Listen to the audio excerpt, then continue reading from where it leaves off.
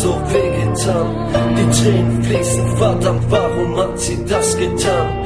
Ich komm jetzt nicht mehr klar, denn es ist jetzt aus und vorbei. Ich nehme mein Gewissen mit, jetzt ist vorbei die Zeit. Was tust du mir da bloß an, was hab ich dir angetan? Dass du so bist, warum hast du mir sehr wehgetan? Ich war doch dein Mann, angeblich wolltest du mit mir sein. Doch auf einmal höre ich, wie du in anderen Betten schreist. Ich komm jetzt nicht mehr klar damit, alles schien so wunderbar. Doch ich sehe, du bist mir nicht mehr so nah. Ich sage, okay, ist deine Entscheidung, die du da trafst. Komm aber nie mehr zu mir, wenn du nach einer zweiten Chance fragst. Warum gehst du von mir?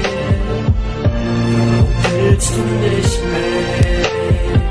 Ich kann es nicht verstehen. Was ist bloß geschehen? Warum gehst du von mir? Warum willst du nicht mehr? Ich kann es nicht verstehen. Was ist bloß mit dir geschehen?